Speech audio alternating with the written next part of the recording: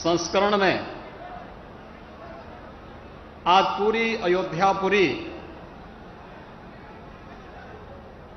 इसी उत्साह के साथ उत्साहित दिखाई दे रही है जब देश के यशस्वी प्रधानमंत्री जी का मर्यादा पुरुषोत्तम भगवान श्री राम के इस पावन धाम पर आगमन का समाचार यहां के वासियों ने सुना, प्रदेशवासियों ने सुना है। और ये हम सब का सौभाग्य है कि कभी त्रेता युग में दीपावली का आयोजन अयोध्या वासियों ने मर्यादा पुरुषोत्तम भगवान श्री राम के 14 वर्ष के वनवास के उपरांत जिस उत्साह और उमंग के साथ आयोजित किया था और पूरे देश का एक महान पर्व दीपावली के रूप में वह प्रसिद्ध हुआ। आज आदरणीय प्रधानमंत्री जी के अयोध्या आगमन पर प्रभु श्री राम के अभी यहां पर अभिषेक के कार्यक्रम के साथ जुड़ने के इस आयोजन के साथ मैं अयोध्यापुरी की ओर से, उत्तर प्रदेश वासियों की ओर से आदरणीय प्रधानमंत्री जी का आज के इस आयोजन में हृदय से स्वागत करता हूं, अभिनंदन करता हूं।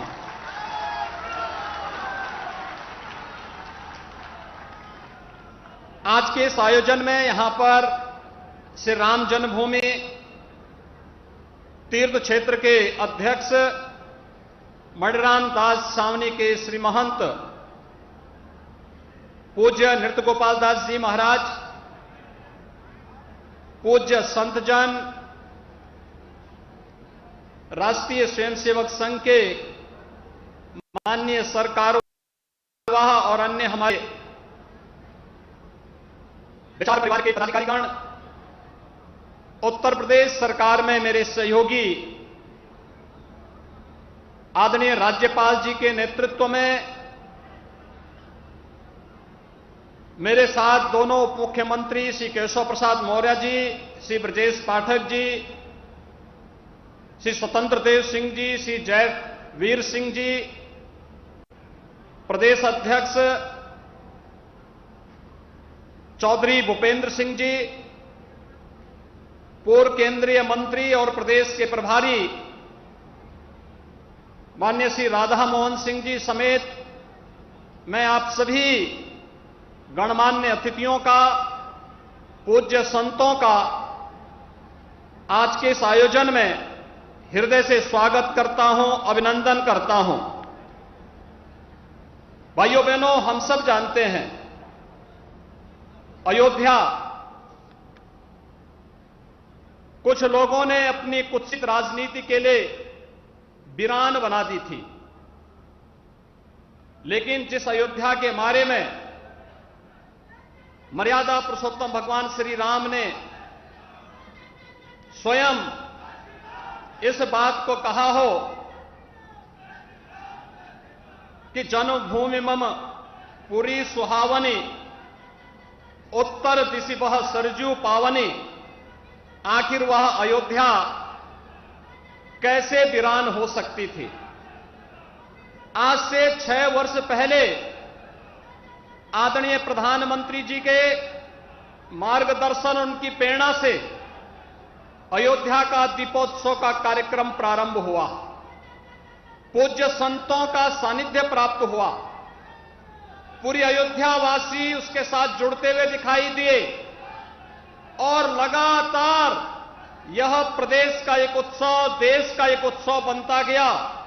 आज ये अपनी सफलता की एक नई ऊंचाई को छू रहा है जब मर्यादा पुरुषोत्तम भगवान श्री राम के उन आदर्शों को अपने जीवन में उतारने वाले, उन आदर्शों के अनुरूप देश के अंदर राम राज्य की उस परिकल्पना को साकार करने वाले, जिन्होंने पिछले 8-8.5 वर्ष के दौरान देश के अंदर, जो हम राम राज्य की बात जब करते हैं तो संत तुलसीदास जी ने बहुत अच्छी व्याख्या उसकी की है कि दैविक भौतिक तापा राम राज नहीं, काहू व्यापा, यानी चाहे वह आदि दैविक हो,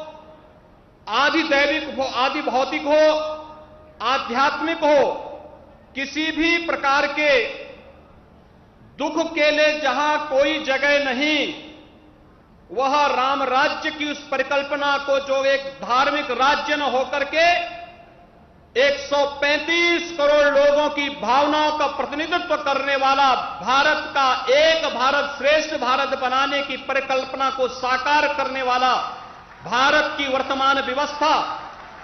और भाइयों बहनों, पिछले 8 वर्षों के दौरान इस देश ने और दुनिया ने देखा है, हमने विगत 2.5 वर्ष के दौरान पूरी दुनिया ने कोरोना को देखा है, कोरोना जैसी महामारी का सामना किया है।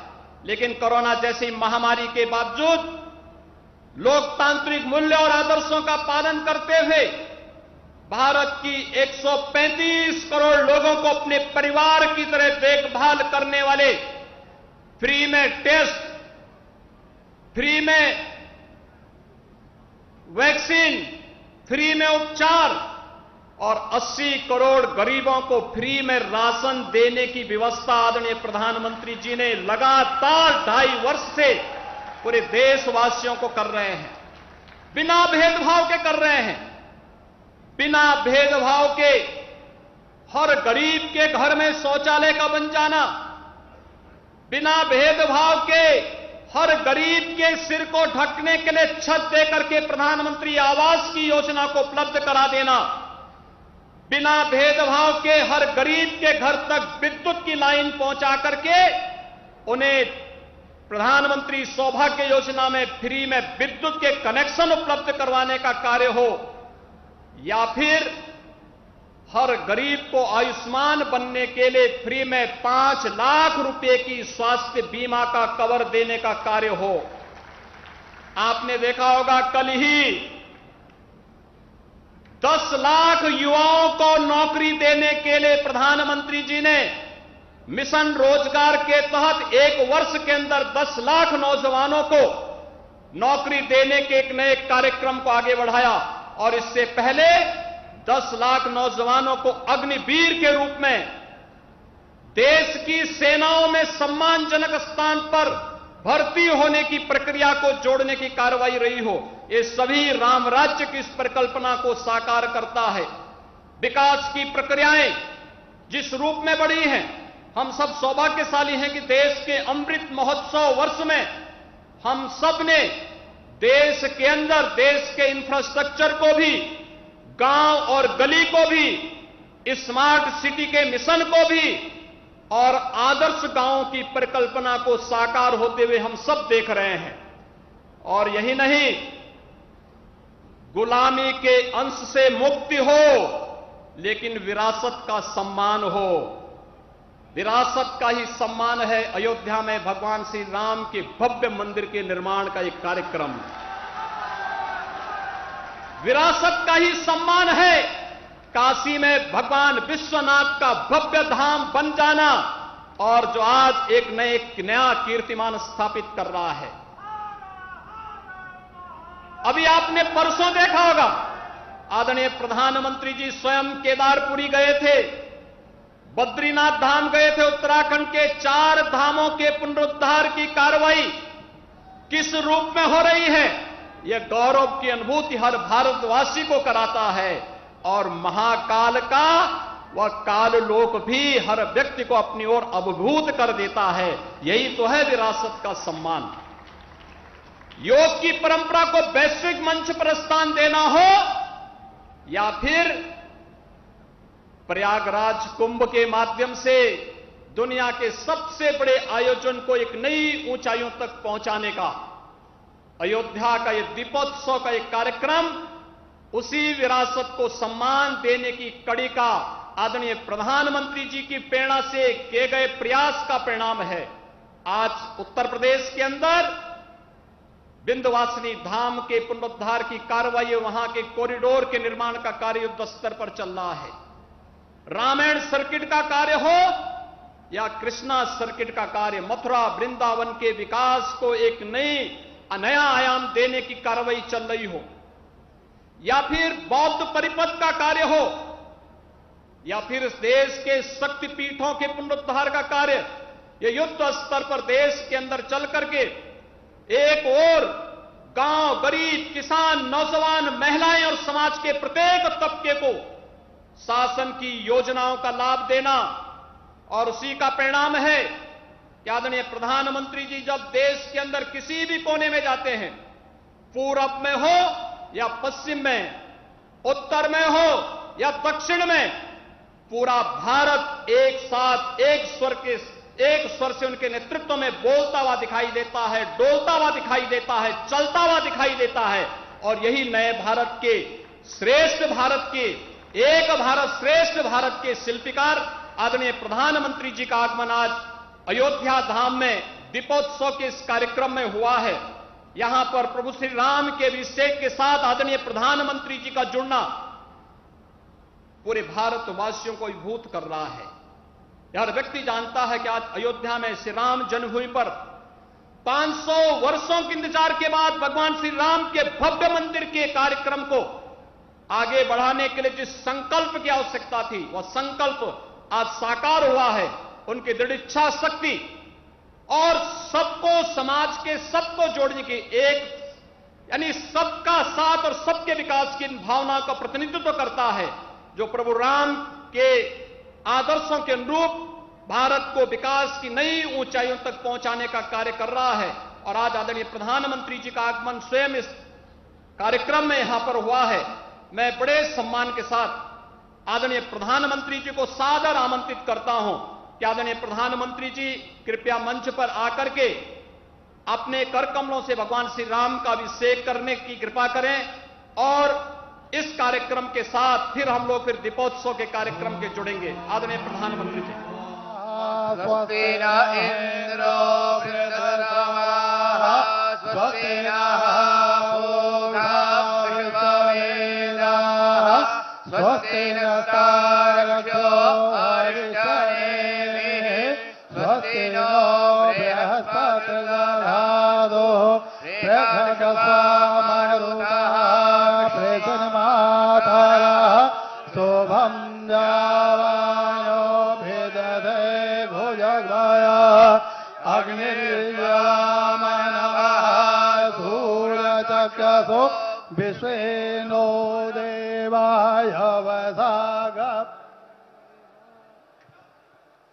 श्री राम श्री राम श्री रामचंद्र कृपालु भजमन हरण भव भय दारुणम्। श्री रामचंद्र कृपालु भजमन हरण भव भय दारुणम्। नव कंज लोचन कंज मुख कर हेलो पद कंजारुणम्। श्री राम। अब मैं अनुरोध करूंगा माननीय मुख्यमंत्री महोदय से अनुरोध करूंगा कृपया माननीय प्रधानमंत्री महोदय का स्मृति चिन्ह देकर स्वागत करें। उप मुख्यमंत्री द्वय एवं माननीय मुख्यमंत्री महोदय राम दरबार माननीय मुख्यमंत्री महोदय, माननीय प्रधानमंत्री महोदय को अयोध्या वासियों की ओर से भेंट कर रहे हैं। ये स्मृति चिन्ह आज दीपोत्सव के अवसर करतल ध्वनि के साथ स्वागत करें अयोध्या। ये राम दरबार भेंट हो रहा है। माननीय प्रधानमंत्री महोदय को धन्यवाद। मुख्यमंत्री महोदय, अयोध्या वासियों अब करतल ध्वनि के साथ स्वागत करिए माननीय प्रधानमंत्री महोदय के शुभ एवं राममय उद्बोधन का इन शब्दों के साथ। सुबह का नहीं है जो, वो शाम का नहीं, जो राम का नहीं वो किसी काम का नहीं। जय श्री राम।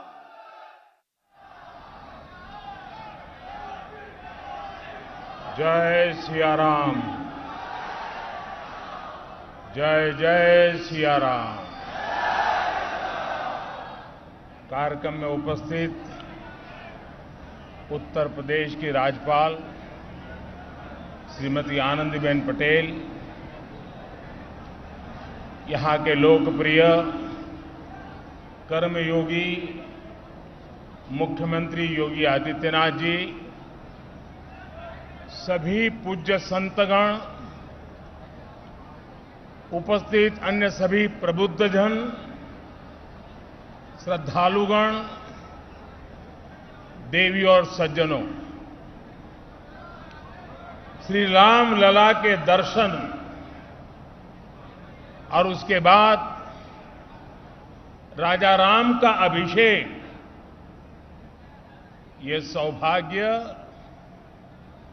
राम जी की कृपा से ही मिलता है।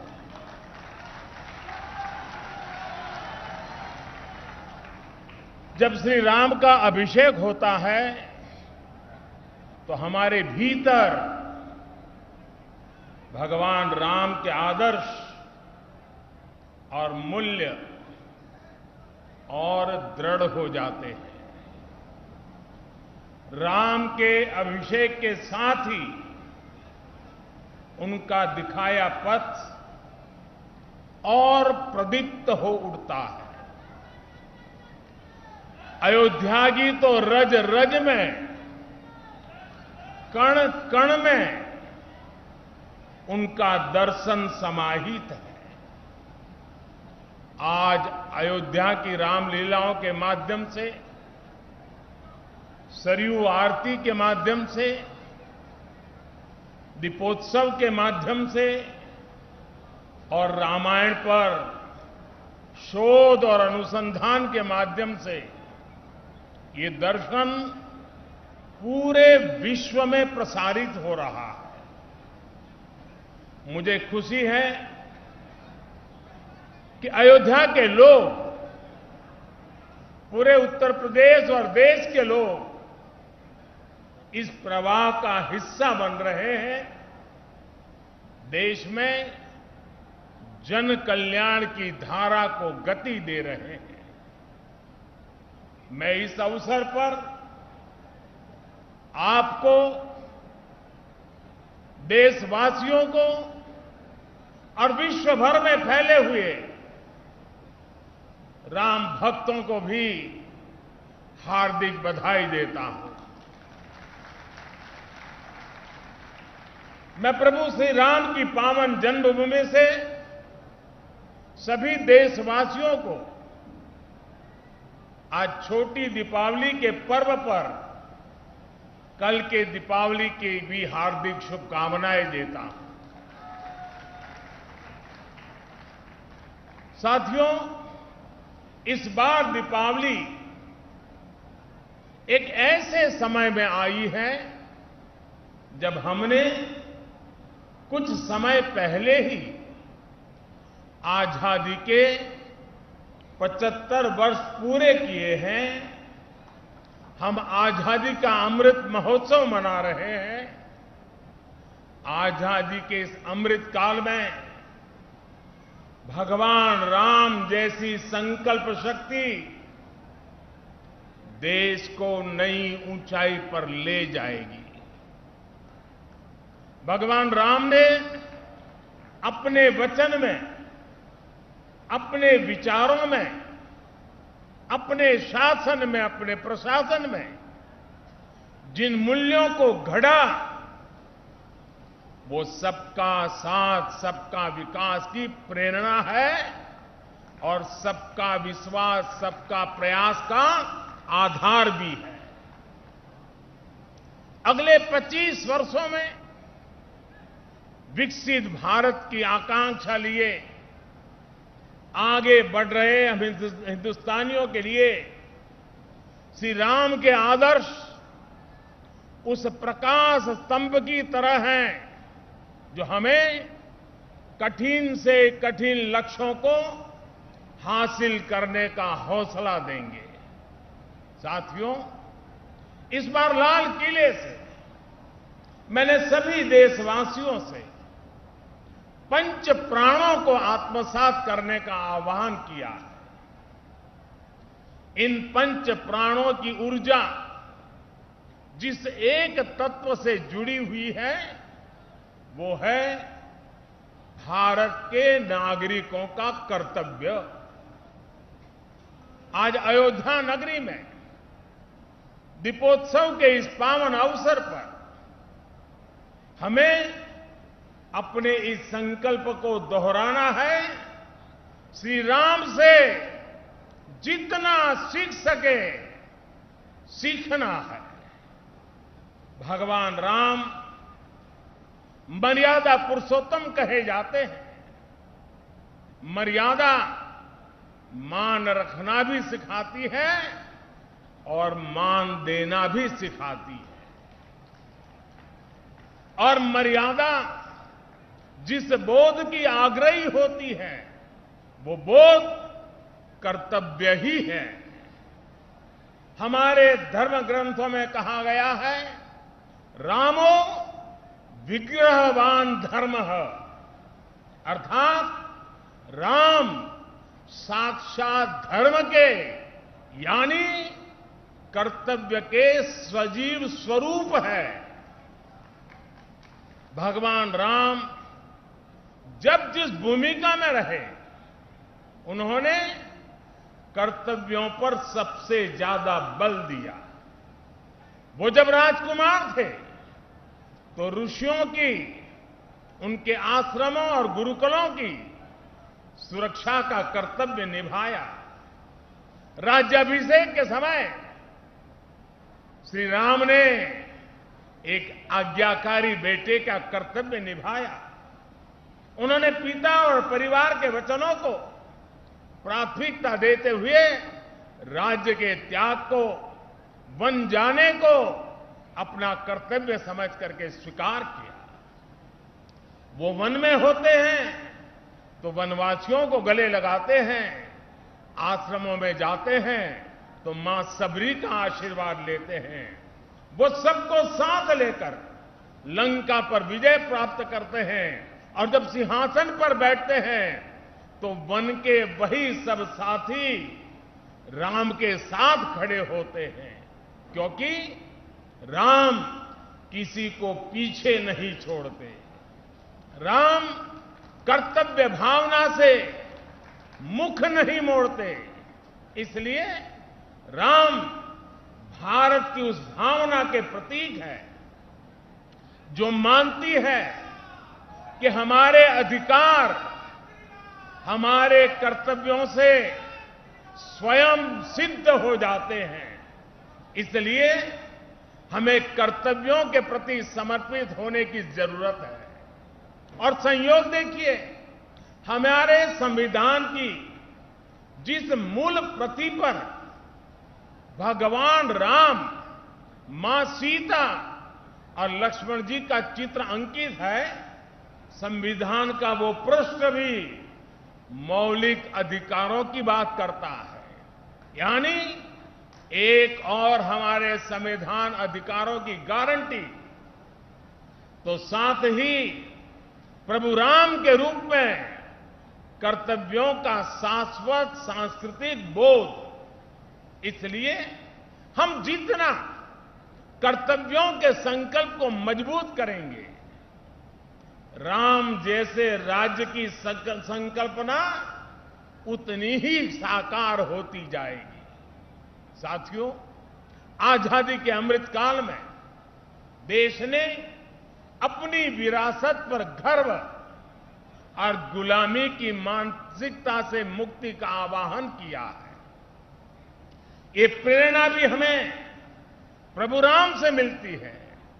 उन्होंने कहा था, जननी जन्मभूमिश्च स्वर्गादपि गरीयसी, यानी वो स्वर्णमयी लंका के सामने भी हीन भावना में नहीं आए, बल्कि उन्होंने कहा कि मां और मातृभूमि स्वर्ग से भी बढ़कर के है।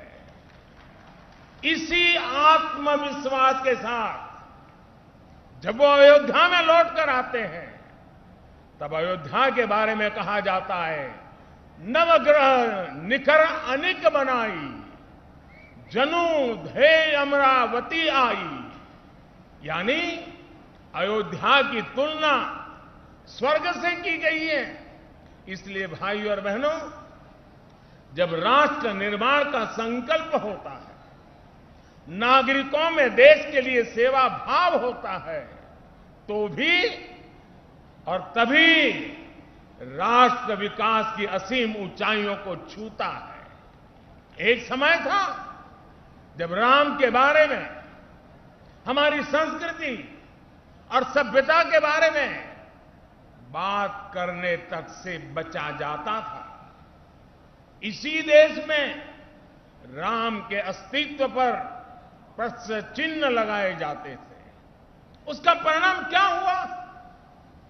हमारे धार्मिक सांस्कृतिक स्थान और नगर पीछे छूटते चले गए। हम यही अयोध्या के रामघाट पर आते थे तो दुर्दशा देखकर मन दुखी हो जाता था। काशी की तंगहाली, वो गंदगी और वो गलियां परेशान कर देती थी। जिन स्थानों को हम अपनी पहचान का, अपने अस्तित्व का प्रतीक मानते थे, जब वही बदहाल थे तो देश के उत्थान का मनोबल अपने आप टूट जाता था। साथियों, बीते 8 वर्षों में देश ने हीन भावना की इन बेड़ियों को तोड़ा है। हमने भारत के तीर्थों के विकास की एक समग्र सोच को सामने रखा है। हमने राम मंदिर और काशी विश्वनाथ धाम से लेकर केदारनाथ और महाकाल महालोक तक घनघोर उपेक्षा के शिकार हमारी आस्था के स्थानों के गौरव को पुनर्जीवित किया है। एक समग्र प्रयास कैसे समग्र विकास का जरिया बन जाता है, आज देश इसका साक्षी है। आज अयोध्या के विकास के लिए हजारों करोड़ रुपए की नई योजनाएं शुरू की गई है। सड़कों का विकास हो रहा है, चौराहों और घाटों का सौंदर्यीकरण हो रहा है, नए इंफ्रास्ट्रक्चर बन रहे हैं, यानी अयोध्या का विकास नए आयाम छू रहा है। अयोध्या रेलवे स्टेशन के साथ साथ वर्ल्ड क्लास एयरपोर्ट का निर्माण भी किया जाएगा, यानी कनेक्टिविटी और अंतर्राष्ट्रीय पर्यटन का लाभ इस पूरे क्षेत्र को मिलेगा। अयोध्या के विकास के साथ साथ रामायण सर्किट के विकास पर भी काम चल रहा है, यानी अयोध्या से जो विकास अभियान शुरू हुआ उसका विस्तार आसपास के पूरे क्षेत्र में होगा। साथियों, इस सांस्कृतिक विकास के कई सामाजिक और अंतर्राष्ट्रीय आयाम भी हैं। श्रृंगवेरपुर धाम में निषाद राज पार्क का निर्माण किया जा रहा है। यहां भगवान राम और निषाद राज की 51 फीट ऊंची कांच से प्रतिमा बनाई जा रही है। ये प्रतिमा रामायण के उस सर्व समावेशी संदेश को भी जन जन तक पहुंचाएगी जो हमें समानता और समरसता के लिए संकल्पबद्ध करता है।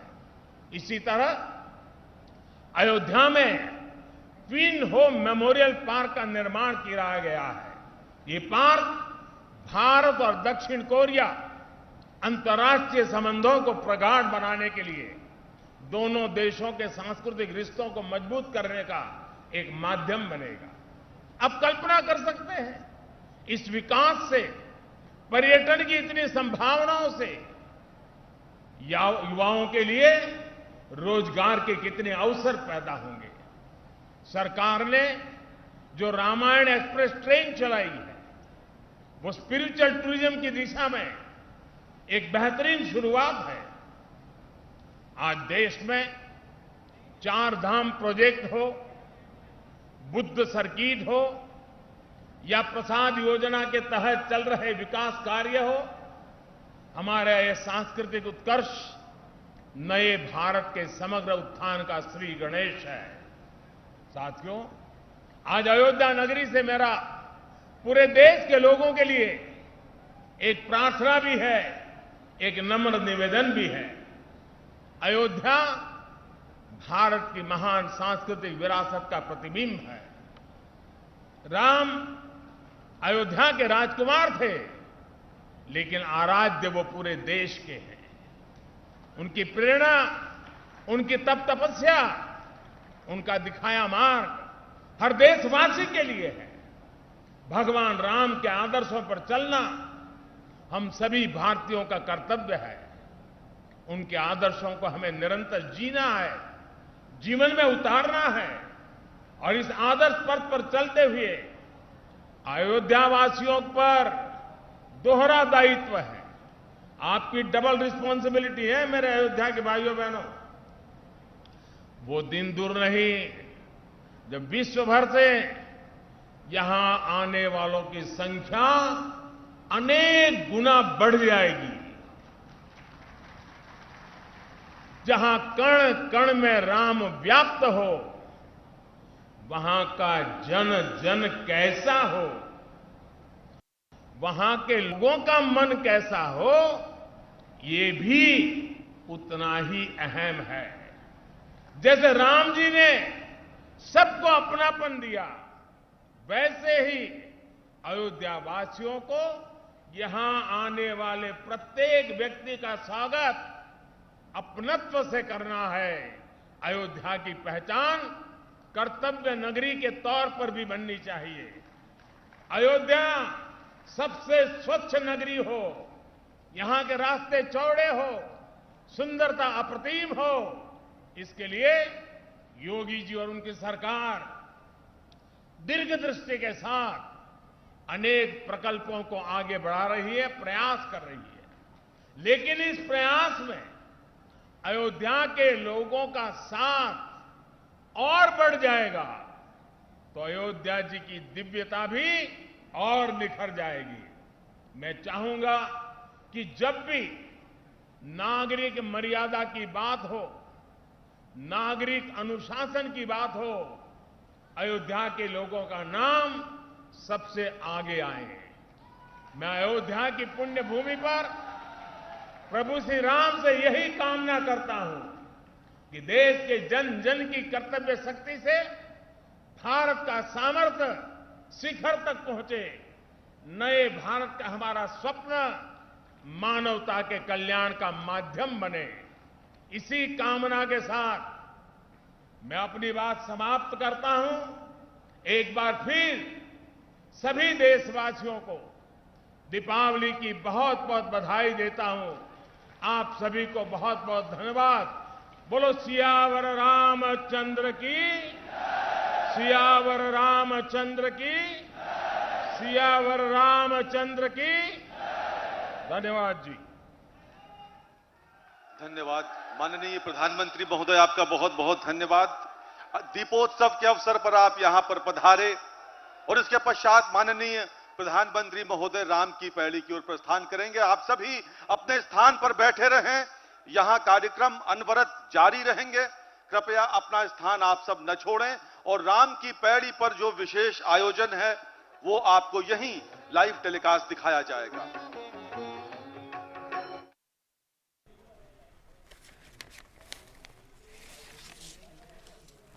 अजय मिश्र हमारे संवाददाता हमारे साथ जुड़े हुए हैं। अजय मिश्र, अभी हमने देखा प्रधानमंत्री नरेंद्र मोदी ने अपना संबोधित किया वहां पर अयोध्या में लोगों को। हम देख रहे हैं कि किस तरह से जगमग है राम की पैड़ी और राम कथा पार्क। दिवाली के मौके पर, छोटी दिवाली पर अयोध्या एक भव्य नगरी में तब्दील होती हुई दिख गई है। ये पूरी कोशिश की गई है कि त्रेता युग का प्रतीकात्मक सीन तैयार किया जाए, जिसके बारे में गोस्वामी तुलसीदास ने रामचरितमानस में बखान भी किया है। आपने देखिए जो यहाँ से संदेश दिया प्रधानमंत्री ने, वो बहुत ही अद्भुत संदेश है। ये संदेश है कि अयोध्या को कर्तव्य नगरी के रूप में विकसित करना है। फिर से पंच प्राणों की याद दिलाते हुए आपको 5 दिए याद होंगे जो आज भगवान श्री राम के गर्भगृह में प्रधानमंत्री ने खुद दिए जलाए। उन 5 दियों को सीधे पंच प्राणों से जोड़ते हुए अगर हम देखें तो कर्तव्य को अग्रसर करते हुए, कर्तव्य केंद्र में रख करके कैसे अयोध्या से ही ये संदेश प्रधानमंत्री ने पूरे देश को और पूरी दुनिया को दिया कि जो नागरिकों का कर्तव्य है उस पर ध्यान केंद्रित किए जाने की जरूरत है। साथ ही साथ उन्होंने अयोध्या में जो आधुनिकीकरण के कार्य हो रहे हैं उस पर अपना ध्यान खींचते हुए बताया कि कैसे अयोध्या को बदलने की कोशिश की जा रही है, कैसे यहाँ पर रेलवे स्टेशन का कायाकल्प किया जा रहा है। अभी यहाँ रेलवे स्टेशन में केवल 3 प्लेटफॉर्म है, उसको बढ़ा करके 2 गुना यानी 6 प्लेटफॉर्म किए जा रहे हैं। विश्व स्तर की यहाँ पर एयरपोर्ट का निर्माण किया जा रहा है। कनेक्टिविटी की बात करें तो एक पूरी की पूरी 1200 एकड़ में नई अयोध्या नगरी बसने जा रही है, जो कि पूरी तरह से आधुनिक नगरी होगी। और वहां से केवल 3 किलोमीटर की दूरी पर बस स्टैंड, 3 किलोमीटर की दूरी पर रेलवे स्टेशन, 3 किलोमीटर की दूरी पर ये नया एयरपोर्ट होगा। तो आप समझिए कि कनेक्टिविटी के लिहाज से, सुगमता के लिहाज से ये बदलने जा रही है पूरी की पूरी अयोध्या, उसका जिक्र उन्होंने किया। अयोध्या के साथ साथ कैसे रामायण सर्किट का निर्माण हो रहा है और कैसे आसपास के जो इलाके हैं उनका विकास हो रहा है, उसको और भी उन्होंने दुनिया और देश का ध्यान खींचा है। तो यहाँ से प्रभु श्री राम के राज्याभिषेक के बाद सबसे बड़ी बात जो प्रधानमंत्री ने वो यही कही कि नागरिकों को कर्तव्य पर ध्यान देना होगा और इसको केंद्र में रख करके कैसे अयोध्या के नागरिकों को लिए भी उन्होंने संदेश दिया। उन्होंने भगवान राम का उदाहरण भी दिया। हम जानते हैं मर्यादा पुरुषोत्तम कहा जाता है भगवान राम को। वो एक ऐसे आदर्श के एक ऐसे स्तंभ की तरह है जो कठिन से कठिन लक्ष्यों को भी हासिल करने की प्रेरणा देते हैं। और मर्यादा मान रखना भी सिखाती है और मान देना भी सिखाती है, और भगवान राम उसका एक स्वरूप के तौर पर उनको माना जाता है। तो अगर आप अयोध्या वासी हैं तो आप का ये और भी कर्तव्य बढ़ जाता है। आप पर भगवान राम के गुण अपने अंदर लाना वो और भी ज्यादा जरूरी हो जाता है। अयोध्या वासियों को एक बड़ा संदेश उन्होंने दिया कि भगवान राम के जो आदर्श हैं उन आदर्शों को अपने जीवन में अपनाएं। बिल्कुल सही कहा आपने, भगवान राम के आदर्शों को अपनाना, जीवन में अपनाना, वो तो यहाँ से सबसे बड़ा संदेश लगातार दिया ही जाता रहता है। प्रति क्षण जहाँ कण कण में राम है वहाँ राम के जीवन से सीखना, मर्यादा पुरुषोत्तम के जीवन से सीखना। स्वयं भगवान श्री परब्रह्म ने नर अवतार लेकर के, मनुष्य अवतार लेकर के मनुष्यों को क्या करना चाहिए, कर्तव्य करना चाहिए, उनका पूरा का पूरा जीवन अपने आप में एक शिक्षा है। प्रधानमंत्री ने जो अयोध्या वासियों से भी अपील की कि जिस तरह से भगवान राम सभी के लिए मर्यादा, सभी के लिए आदर, सभी के लिए सम्मान, सभी के लिए समावेशी विचारों को अपने हृदय में रखते हैं, उसी तरह से अयोध्या वासियों को भी, जो यहाँ पर कई गुना पर्यटक आने वाले हैं, क्योंकि यहाँ पर आधुनिक अयोध्या का निर्माण हो रहा है, क्योंकि यहाँ पर भव्य राम मंदिर का निर्माण हो रहा है, क्योंकि यहाँ पर जो बुनियादी ढांचे हैं उसमें प्रगति हो रही है, तो यहाँ पर जो पर्यटक आने वाले हैं वो कई गुना बढ़ने वाले हैं। ऐसे में जो अयोध्या वासी हैं कैसे अपने दिल को बड़ा करके उनका खुले दिल से स्वागत करें, कैसे मुस्कुराते हुए पर्यटकों का स्वागत करें भगवान राम की नगरी में। उन्होंने ये अपील की यहाँ के वासियों से, न केवल भगवान तो सभी के आराध्य हैं, संपूर्ण देश, संपूर्ण विश्व में कई राम भक्त हैं जिनके वो आराध्य हैं, और सभी के जीवन में भगवान राम का जो आदर्श है वो कैसे स्थापित हो, ये तो संदेश जाता ही जाता है।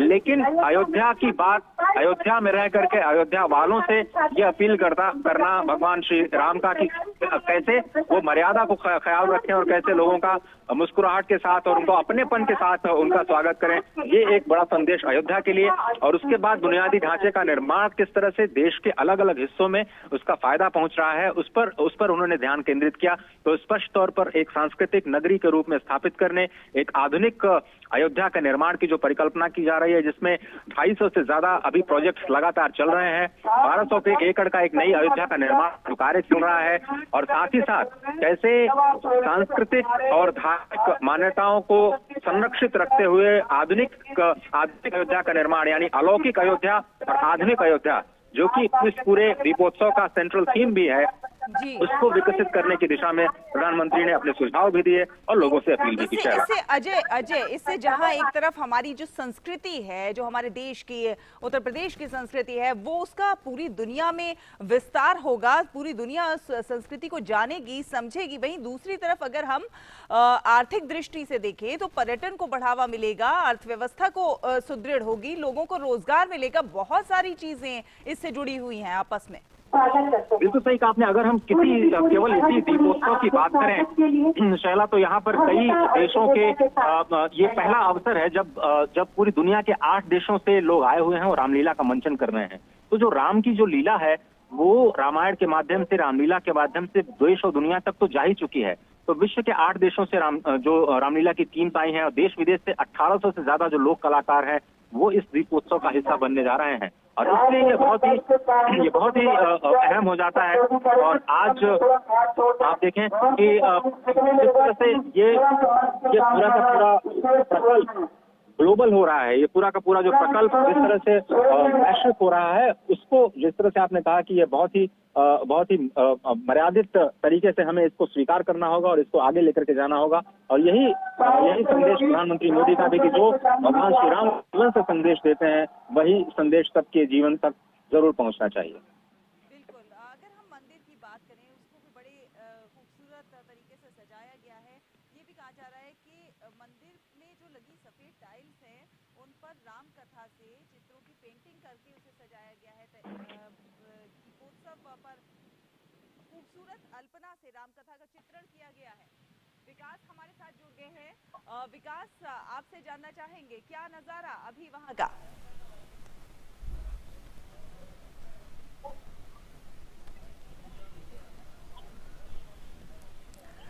विकास हमारे साथ जुड़ गए हैं। विकास, स्वागत है आपका।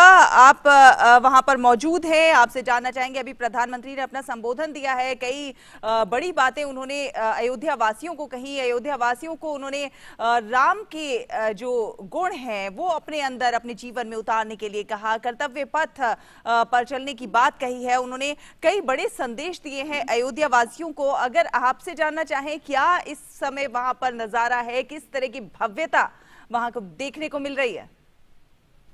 बिल्कुल, प्रधानमंत्री ने अभी भगवान श्री राम का राज्याभिषेक किया है। इसके बाद प्रधानमंत्री यहाँ से सरयू घाट जाएंगे, वहां पर वो सरयू आरती में शामिल होंगे। उसके बाद राम की पैड़ी पर दीपोत्सव का मुख्य कार्यक्रम आयोजित होगा। यहाँ पर प्रधानमंत्री ने जो बहुत ही महत्वपूर्ण बात कही है, प्रभु श्री राम के जो आदर्श थे, प्रभु श्री राम ने जो मर्यादाएं स्थापित की, वो संसार के लिए सदा सदा के लिए एक उदाहरण बन के पेश बनी रहेंगी। उनको आत्मसात करके वो कैसे अपने जीवन में सफलता प्राप्त कर सकते हैं, कैसे वो आगे बढ़ सकते हैं। राम नाम ही सत्य, अयोध्या के कण में राम है, अयोध्या के रोम रोम में राम है। उसी राम के नाम पर आज यहाँ पर जो मंदिर निर्माण हो रहा है, सदियों की अभिलाषा थी, सपने थे, वो आज सपने साकार हो रहे हैं। एक समय था जब अयोध्या को राजनीतिक रूप से अछूत माना जाता था, लेकिन अब यहाँ पर दिव्य और भव्य आयोजनों का आयोजन होते हैं। यहाँ पर ये अपने आप में दर्शाता है हमारी पुरातन संस्कृति, पुरातन हमारी परंपरा, उससे हमारा आज का समाज परिचित हो रहा है। अयोध्या में आज दिव्य भव्य दीपोत्सव के कार्यक्रम को पूरी दुनिया देख रही है और प्रभु श्री राम को देख रही है, महसूस कर रही है, उनके रोम रोम महसूस कर रहा है। यहाँ पर 17 लाख दीपों का प्रज्वलित होना एक ज्ञान का प्रकाश है। ये दीपक जलना अपने आप में अंधेरे से उजाले की ओर है, अज्ञानता से ज्ञान की ओर है। ये दीपक एक ऊर्जा देता है और इसके साथ एक साथ दिए जब यहाँ अयोध्या में राम की पैड़ी में जलेंगे तो पूरी दुनिया अयोध्या की आभा को देखेगी। प्रधानमंत्री ने इस बात का भी जिक्र किया कि जिस तरीके से प्रभु श्री राम ने सारी मर्यादाएं रखी, अपने राजकाल में राम राज्य की एक संकल्पना होती है जो दुनिया में सबसे महत्वपूर्ण है, उसे अपनाकर समाज के सभी वर्गों का विकास किया जा सकता है और समाज के सभी वर्गों को साथ लेने के लिए राम राज्य की परिकल्पना को साकार करते हुए ही आगे बढ़ा जा सकता है। क्योंकि अयोध्या धीरे धीरे अयोध्या में विकास के ढेर सारे आयाम नहीं खुल रहे हैं, तो ऐसे में हम देखते हैं कि अयोध्या वासियों से उन्होंने आह्वान किया कि वो भी अपने आप को इस विकास में भागीदार माने। जी विकास, हम ये देख रहे हैं जो 17 लाख जो दिए वहां पर जलाए जाने हैं, जो जल रहे हैं, उन दियों को बनाने में बहुत लोगों ने अथक मेहनत की है, वॉलंटियरली ये तैयार किए हैं। उसके पीछे उनको कहा नहीं गया कि आपको ये करना है। वो कई लोग तो ऐसे हैं जो 4-4 महीनों से दिए तैयार कर रहे थे और उन्हें इस बात की खुशी है कि ये वहां पर जलेंगे तो कहीं ना कहीं इस दीपोत्सव में, इस यज्ञ में वो अपनी कहीं ना कहीं कुछ ना कुछ भागीदारी दे पाएंगे, राम के लिए कुछ ना कुछ कर पाएंगे। जी बिल्कुल, हर आदमी अपनी सहभागिता इसमें निभाना चाहता है। इस आयोजन में, प्रभु श्री राम से जुड़े इस आयोजन में हमने देखा कि 22,000 वॉलंटियर यहाँ पर 17 लाख दीपों को सजाने का काम हाथों पे किया और उनके चेहरों पर बिल्कुल भी थकावट नहीं नजर आई। वही तरोताजगी उनके चेहरों पर आज भी बनी रही। ये दर्शाता है कि किस तरीके से खासतौर से उनमें उत्साह है, युवाओं में उत्साह है इस कार्यक्रम को लेकर, प्रधानमंत्री के आगमन को लेकर। साथ ही साथ जो कुम्हारों के हाथ से ये दीपक बने हैं। आज उनके घर में भी दिया जलेगा, क्योंकि कहीं ना कहीं उनकी एक आय में भी वृद्धि होती है, जित होती है। साथ ही साथ जो उनके हाथ का दिया इस आयोजन में जलेगा, उनको इस बात की खुशी है कि प्रभु श्री राम के दीपोत्सव कार्यक्रम में उनके हाथों के बनाए हुए दिए जलेंगे, उनके हाथों की बनाई हुई बत्तियां जलेंगी। ये अपने आप में दर्शाता है, जोड़ता है प्रभु श्री राम से जुड़ जाना कि एक मानव जीवन में सबसे शिखर होता है। किस तरीके से हम अगर राम को अपना लें तो सब कुछ पा लें हम राम को अपना कर, क्योंकि राम ने जो आदर्श स्थापित किए, चाहे वो आम आदमी के रूप में हो, चाहे एक मर्यादा पुरुषोत्तम ने हर वो काम किए जो समाज के हर दबे कुचले आदमी को सबसे ऊंची पंक्ति में स्थापित किया। उन्होंने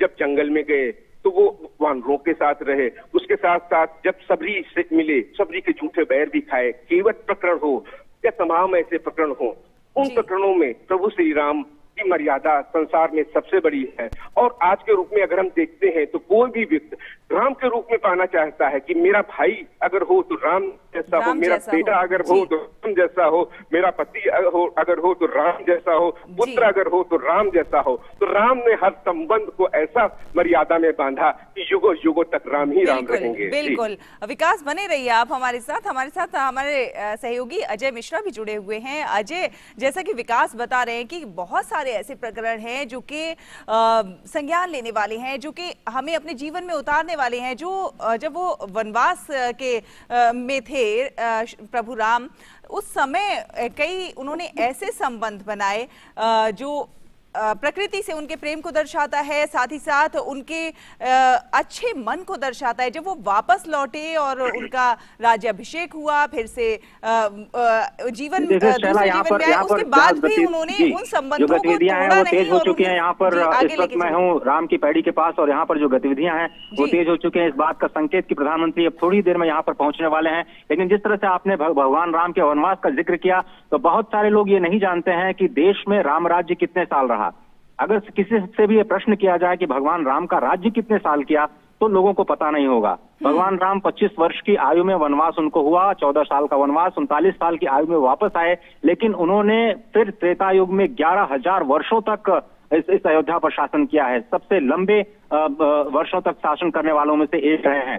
तो भगवान राम ने स्वयं देश में राम राज्य को स्थापित करने का कार्य किया लगातार 11,000 सालों तक। अगर श्रीमद् भागवतम की बात करें तो वहां पर 13,000 वर्ष, जिसमें कहा गया है कि महाराज दशरथ के भी 2,000 वर्ष शेष रह गए थे, जिसको पूरा करने के लिए भगवान राम ने इसी राष्ट्र में, अयोध्या की इसी धरती पर, जहां से हम आपको ये दिव्य दृश्य दिखाने जा रहे हैं दीपोत्सव 2022 का, वहां पर उन्होंने राम राज्य की स्थापना की। और राम राज्य को स्पष्ट तौर पर, जिस तरह से मुख्यमंत्री योगी आदित्यनाथ जी ने कहा कि जो आधिदैविक, आधिभौतिक, आध्यात्मिक तीनों ही ताप कहीं पर भी किसी भी रूप में नजर नहीं आते थे। इस पूरी राजधानी में इन तीनों ही तापों का प्रवेश नहीं था, तो इसलिए अयोध्या जानी जाती है। और अगर हम ये कहते हैं कि राम राज्य को फिर से वापस लाना है, तो इसका मतलब सिर्फ यही है कि समावेशी होना है, जिसका आप जिक्र कर रही थी कि वनवास के समय में उन्होंने ऐसे संबंध बनाए जो समावेशिता पर आधारित था। निषाद के साथ उनकी मित्रता, उसके बाद जटायु के साथ उनका संबंध आप देखें, जटायु जैसे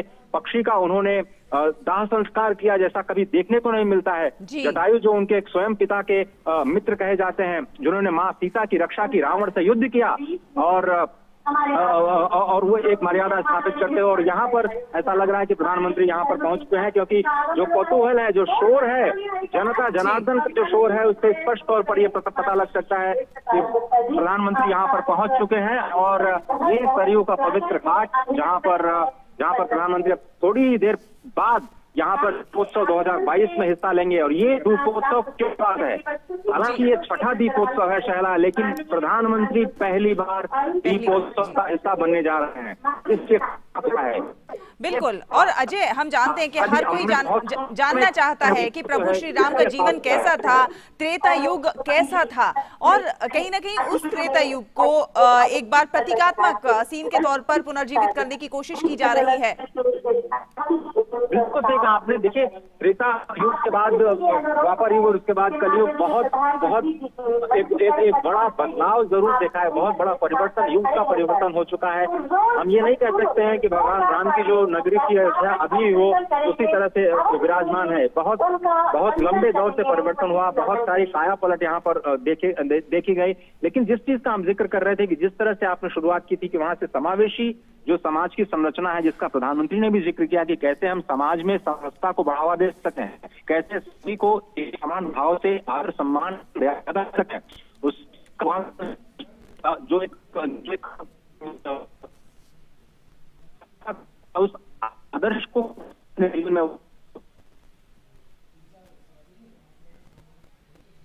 और अजय, आपसे संपर्क टूट गया है कुछ तकनीकी खामी की वजह से। विकास हमारे सहयोगी हमारे साथ जुड़े हुए हैं। विकास, कहीं ना कहीं संकल्प और इच्छा शक्ति का ही नतीजा है कि इस तरह का भव्य आयोजन, और उसमें प्रधानमंत्री नरेंद्र मोदी खुद मौजूद हैं।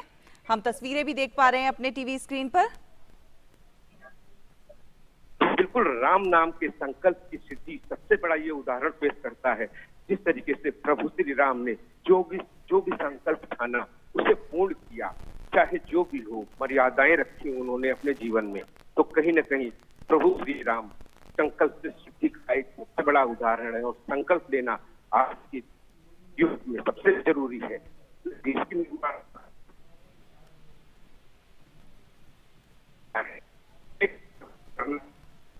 ये भी बहुत जरूरी है। प्रभु श्री राम ने हमेशा समाज ने जो उन्होंने ये मर्यादा है हर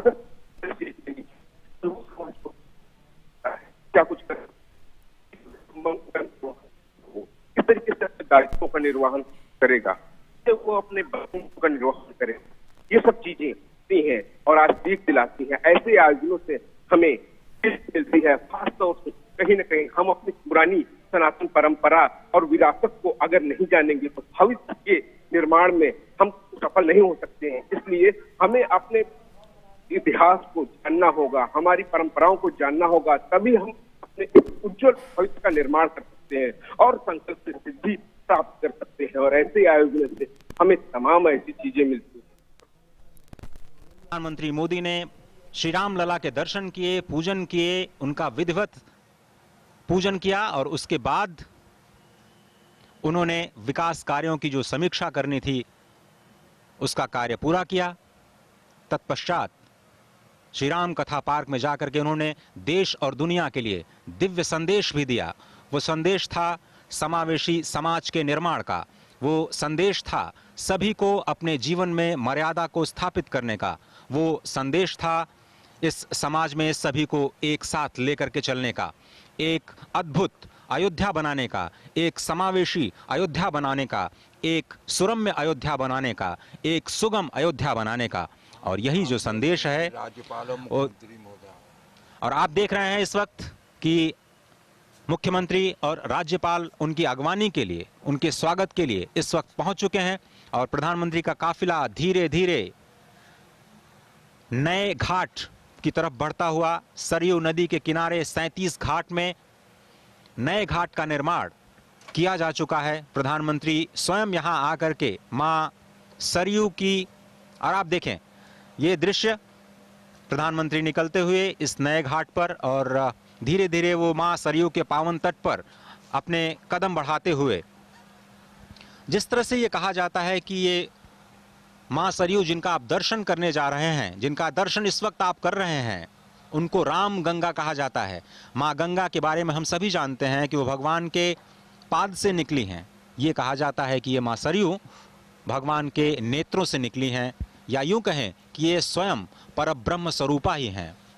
ऐसा कहा जाता है कि भगवान मनु ने अपनी राजधानी के लिए श्री परब्रह्म नारायण से प्रार्थना की कि उनको एक नदी की आवश्यकता है, और उसके बाद महान तप करने के बाद भगवान के नेत्रों से निकली नेत्रजा मां सरयू को वहां पर लेकर के आ पाए। और ये वही सरयू जिसके तट पर इस वक्त प्रधानमंत्री धीरे धीरे जाते हुए, और सबसे पहला कार्यक्रम मां सरयू के आरती का कहा जाता है, वशिष्ठेन समानीता वाशिष्ठी परिकीर्तिता रामार्थे च समायाता राम गंगा च कथ्यते। वशिष्ठ जी के द्वारा लाई गई सरयू जी को वासिष्ठी कहा जाता है और वो श्री राम को आनंद देती है। आप समझे कि जो प्रभु श्री राम समस्त विश्व को आनंद देते हैं।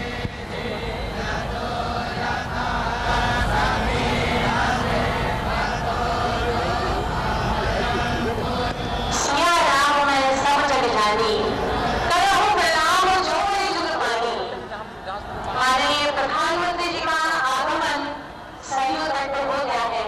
वहां सरयू की आरती उनके द्वारा की जा रही है। बस कुछ ही समय के अंतराल पर आपका शुभागमन इस मंच पर होगा और पूरी अयोध्या आज इस भव्य दीपोत्सव की साक्षी बनेगी, जिसकी शोभा बहुगुणित होगी माननीय प्रधानमंत्री जी के शुभागमन के माध्यम से। हम सब आनंदित हैं, उत्साहित हैं और बहुत प्रसन्न हैं कि आज हम सब के बीच हमारे भारतवर्ष के यशस्वी और समर्पित माननीय प्रधानमंत्री जी इस भव्य दीपोत्सव का हिस्सा बनने के लिए आए हैं। आपके प्रयास सफल और फलीभूत होते हुए वो स्वयं इस मंच के माध्यम से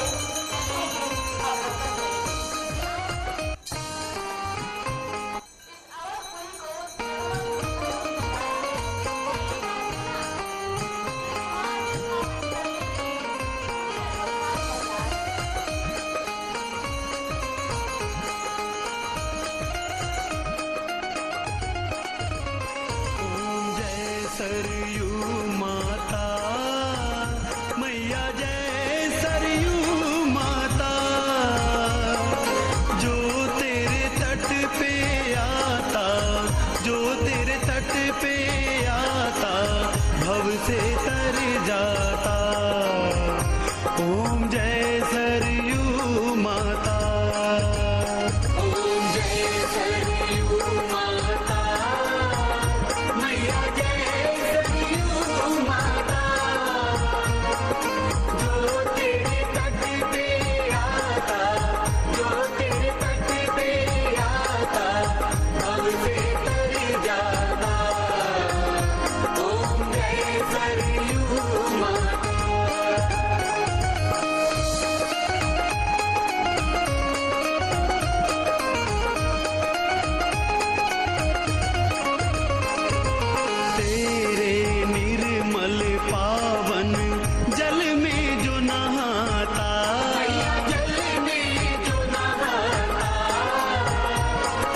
सब तीरथ का फल वो, सब तीरथ का फल वो, द्वार तेरे पाता। ओम जय सरयू माता, ओम जय सरयू माता मैया, जय सरयू माता। जो तेरे तट पे आता, जो तेरे तट पे आता, भव से तर जाता। ओम जय सरयू माता।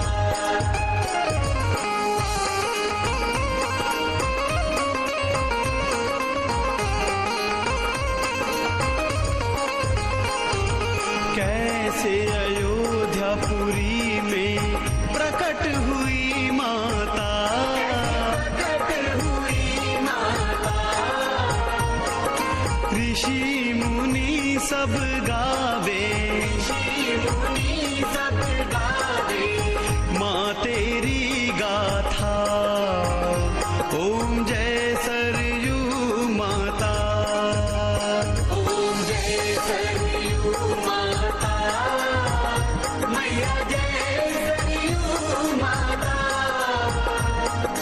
जो तेरे तट पे आता, जो तेरे तट पे आता, भव से तर जाता। ओम जय सरयू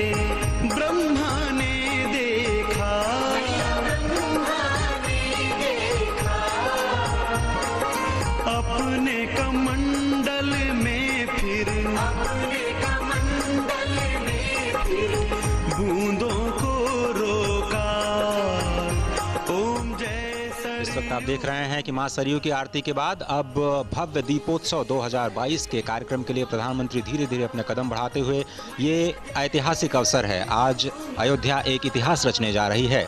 इस बार का दीपोत्सव इसलिए और भी खास हो जाता है क्योंकि प्रधानमंत्री नरेंद्र मोदी पहली बार इस दीपोत्सव कार्यक्रम का हिस्सा बन रहे हैं और आपको पता है कि आज़ादी का अमृत वर्ष भी इस साल मनाया जा रहा है 2022, और इसलिए भी ये दीपोत्सव का कार्यक्रम अद्भुत हो जाता है। पूरी की पूरी अयोध्या नगरी इस वक्त सजी हुई है। जैसा कि हमने आपको बताया था कि जो सरयू के 37 घाट हैं वो लगातार कई महीनों से जो तैयारियां चल रही हैं, आज उसका प्रतिबिंब आपको दिव्य और भव्य दीपोत्सव के रूप में देखने को मिलेगा। और हर्ष के साथ जनता प्रधानमंत्री का स्वागत करती हुई, और इस वक्त राम की पैड़ी, अयोध्या की प्रसिद्ध राम की पैड़ी पर हमारे भारतवर्ष के यशस्वी माननीय प्रधानमंत्री जी का जोरदार तालियों के साथ स्वागत है, अभिनंदन है, वंदन है माननीय। ये भव्य दीपोत्सव आपकी प्रतीक्षा कर रहा है। अवधपुरी में आपका अभिनंदन है, स्वागत है, वंदन है। स्वागत है हमारे उत्तर प्रदेश की माननीय राज्यपाल महोदया का। स्वागत, अभिनंदन है उत्तर प्रदेश के माननीय मुख्यमंत्री जी का। स्वागत है उत्तर प्रदेश के माननीय उप मुख्यमंत्री द्वय का। आदरणीय श्री दत्तात्रेय होश बोले जी का। माननीय प्रदेश अध्यक्ष भारतीय जनता पार्टी माननीय श्री भूपेंद्र सिंह चौधरी जी का। आदरणीय श्री सुरेश सोनी जी का। माननीय मंत्री पर्यटन एवं संस्कृति उत्तर प्रदेश माननीय श्री जयवीर सिंह जी का। अति आदरणीय श्री कृष्ण गोपाल जी का। स्वागत है माननीय जल शक्ति मंत्री माननीय श्री स्वतंत्र देव सिंह जी का। माननीय सांसद अयोध्या श्री लल्लू सिंह जी का और माननीय विधायक श्री वेद प्रकाश गुप्ता जी का। कार्यक्रम का शुभारंभ करने के लिए और इस दीपोत्सव का शुभारंभ करने के लिए मैं बहुत ही आदर के साथ माननीय प्रधानमंत्री जी से निवेदन करूंगी कि कृपया अपने शुभ कर कमलों से इस दीप को प्रज्वलित कर दीपोत्सव का शुभारंभ करें, हमें अनुग्रहित करें।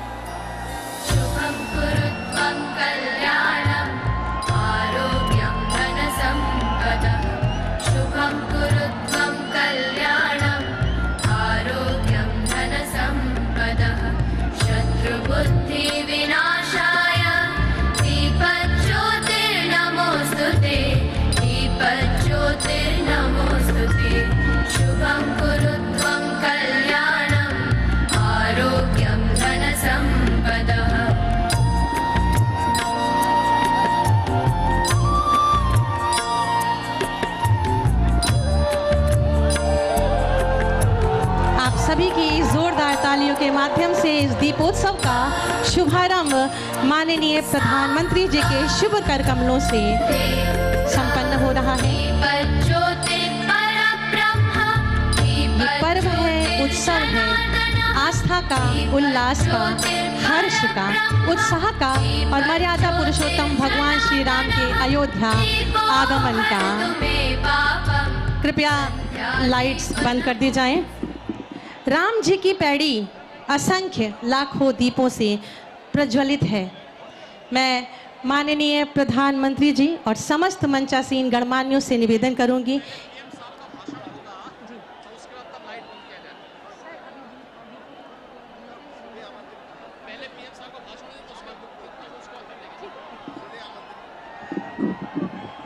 इससे पूर्व के असंख्य दीपों का अवलोकन माननीय प्रधानमंत्री जी द्वारा किया जाए। मैं बहुत ही आदर और सम्मान के साथ आमंत्रित करूंगी हमारे भारतवर्ष के यशस्वी माननीय प्रधानमंत्री जी को कि दीपोत्सव के इस शुभ अवसर पर अपनी शुभकामनाएं और शुभाशीर्वचन देकर हमें अभिसिंचित करें। कृपया सभी लाइट्स ऑन कर दी जाएं।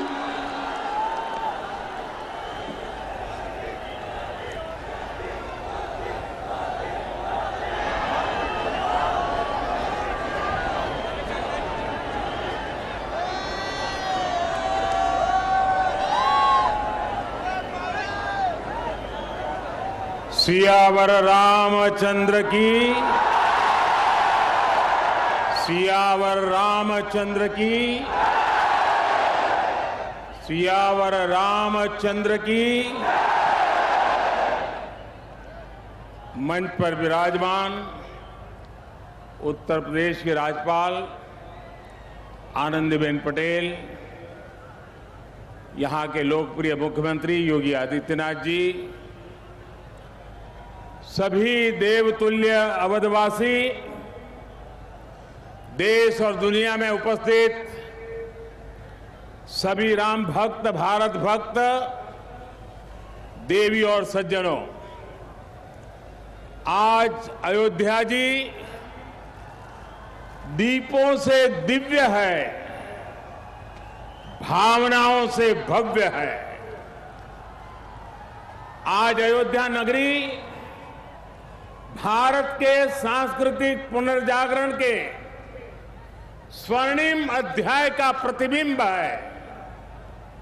मैं जब रामाभिषेक के वहां यहां आ रहा था तो मेरे मन में भावों की, भावनाओं की, भावुकता की लहरें उठ रही थी। मैं सोच रहा था जब 14 वर्ष के वनवास के बाद प्रभु श्री राम अयोध्या आए होंगे तो अयोध्या कैसे सजी होगी, कैसे संवरी होगी। हमने त्रेता की उस अयोध्या के दर्शन नहीं किए, लेकिन प्रभु राम के आशीर्वाद से आज अमृत काल में अमर अयोध्या की अलौकिकता के साक्षी बन रहे हैं। साथियों, हम उस सभ्यता और संस्कृति के वाहक हैं। पर्व और उत्सव जिनके जीवन का सहज स्वाभाविक हिस्सा रहे हैं। हमारे यहां जब भी समाज ने कुछ नया किया, हमने एक नया उत्सव रच दिया। सत्य की हर विजय के, असत्य के हर अंत के मानवीय संदेश को हमने जितनी मजबूती से जीवंत रखा, इसमें भारत का कोई सानी नहीं है। प्रभु श्री राम ने रावण के अत्याचार का अंत हजारों वर्ष पूर्व किया था, लेकिन आज हजारों हजार साल बाद भी उस घटना का एक एक मानवीय संदेश, आध्यात्मिक संदेश एक एक दीपक के रूप में सतत प्रकाशित होता है। साथियों, दीपावली के दीपक हमारे लिए केवल एक वस्तु नहीं है, ये भारत के आदर्शों, मूल्य और दर्शन के जीवंत ऊर्जा पुंज है। आप देखिए, जहां तक नजर जा रही है, ज्योतियों की ये जगमग प्रकाश का ये प्रभाव, रात के ललाट पर रश्मियों का ये विस्तार, भारत के मूल मंत्र सत्यमेव जयते की उद्घोषणा है। ये उद्घोषणा है हमारे उपनिषद वाक्यों की, सत्यमेव जयते, नानुतम सत्येन पंथा विततो देवयानः, अर्थात जीत सत्य की ही होती है, असत्य की नहीं। ये उद्घोषणा है हमारे ऋषि वाक्यों की, रामो राजमणि सदा विजयते, अर्थात विजय हमेशा राम रूपी सदाचार की होती है, रावण रूपी दुराचार की नहीं। तभी तो हमारे ऋषियों ने भौतिक दीपक में भी चेतन ऊर्जा के दर्शन करते हुए कहा था, दीपो ज्योति परब्रह्म, दीपो ज्योति जनार्दन।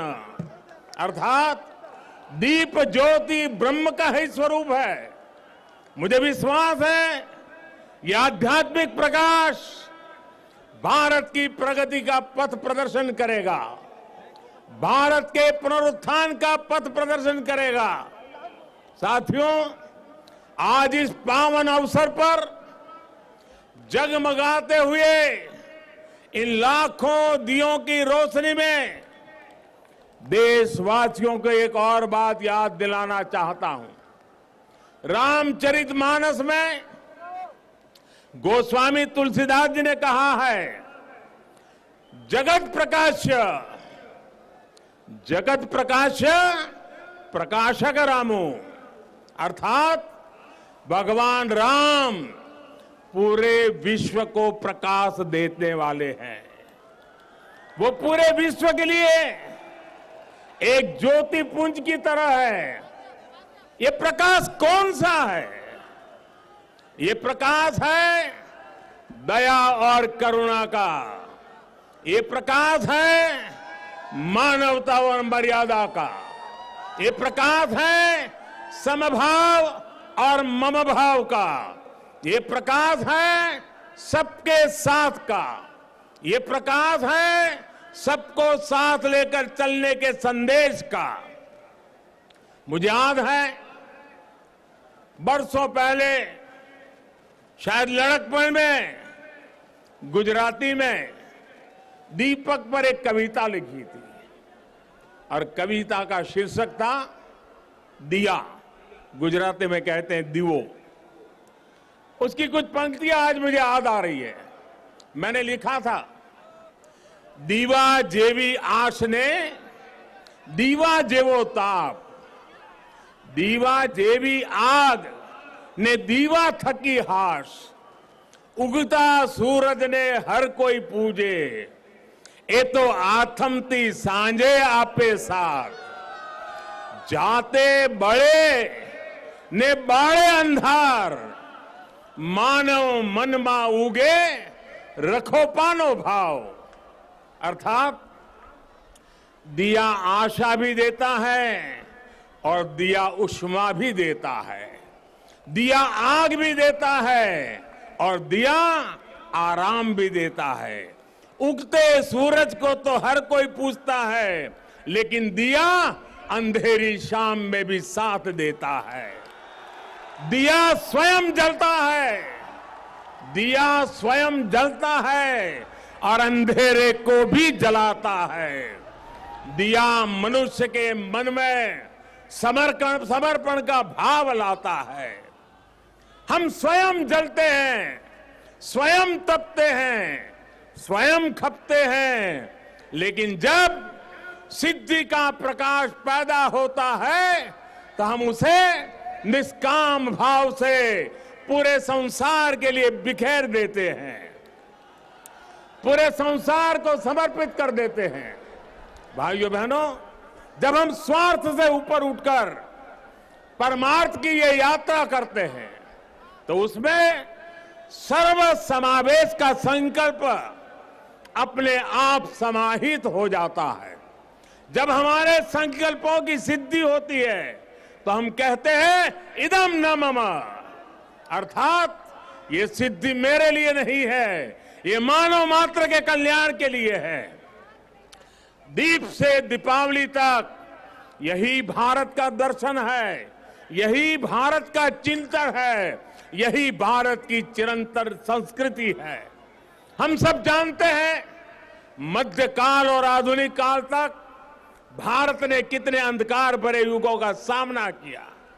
जिन झंझावातों में बड़ी बड़ी सभ्यताओं के सूर्य अस्त हो गए, उनमें हमारे दीपक जलते रहे, प्रकाश देते रहे, फिर उन तूफानों को शांत कर उद्दीप्त हो उठे, क्योंकि हमने दीप जलाना नहीं छोड़ा, हमने विश्वास बढ़ाना नहीं छोड़ा। बहुत समय नहीं हुआ जब कोरोना के हमले की मुश्किलों के बीच इसी भाव से हर एक भारतवासी एक एक दीपक लेकर खड़ा हो गया था और आज कोरोना के खिलाफ युद्ध में भारत कितनी ताकत से लड़ रहा है ये दुनिया देख रही है। ये प्रमाण है कि अंधकार के हर युग में से निकलकर भारत ने प्रगति के प्रशस्त पथ पर अपने पराक्रम का प्रकाश अतीत में भी बिखेरा है, भविष्य में भी बिखेरेगा। जब प्रकाश हमारे कर्मों का साक्षी बनता है तो अंधकार का अंत अपने आप सुनिश्चित हो जाता है। जब दीपक हमारे कर्मों का साक्षी बनता है तो नई सुबह का, नई शुरुआत का आत्मविश्वास अपने आप सुदृढ़ हो जाता है।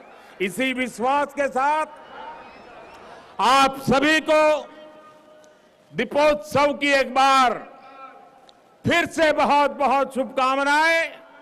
मेरे साथ पूरे भक्ति भाव से बोलिए, सियावर रामचंद्र की, सियावर रामचंद्र की, सियावर रामचंद्र की।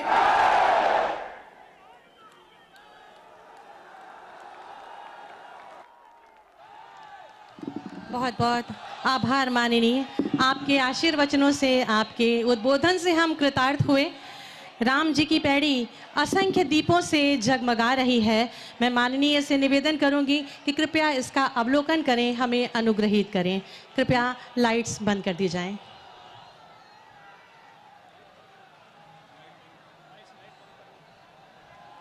कृपया मंच की भी लाइट बंद कर दी जाए।